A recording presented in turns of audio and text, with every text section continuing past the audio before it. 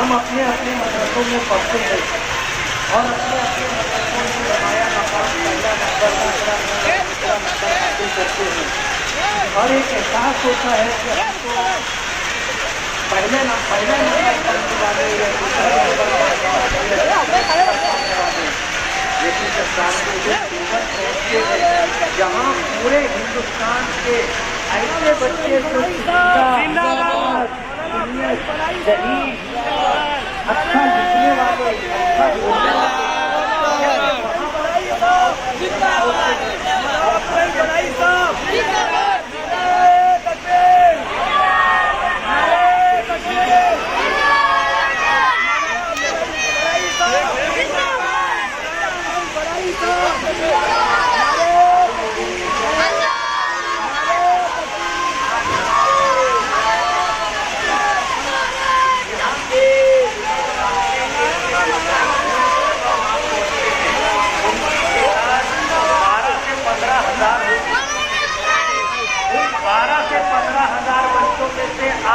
बच्चों का दाखिला होता है। जाहिर बात है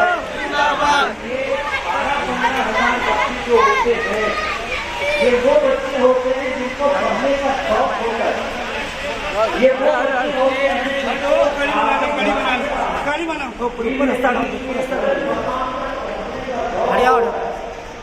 ये जज्बा और ये सारी चीजें होती है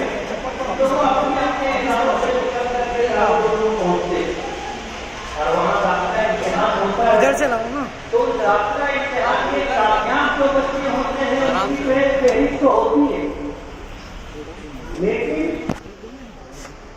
वो बच्चे जो कामयाब होते हैं उनमें से जिन बच्चों को दिया जाता है वो ऊपर से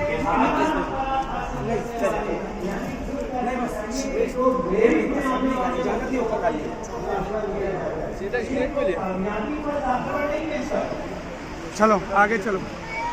बीच में कोई उठना नहीं, बैठ जाओ बैठ जाओ। हज़रत मौलाना अब्दुर्रहीम साहब फलाही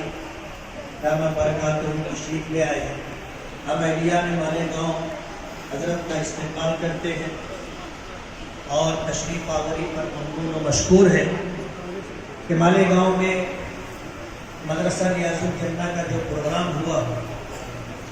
इस प्रोग्राम के हालांकि ये नाज़रे कुरान पाक का मुसाबक़े का प्रोग्राम है, लेकिन इस प्रोग्राम के अंदर हज़रत ने तशरीफ़ ला करके रौनक बख्शी, हमारी इज़्ज़त अफजाई की, अल्लाह जज़ाए खैर अता फरमाए।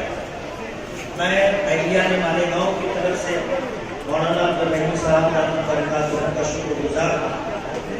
मैं ये अर्ज़ कर रहा था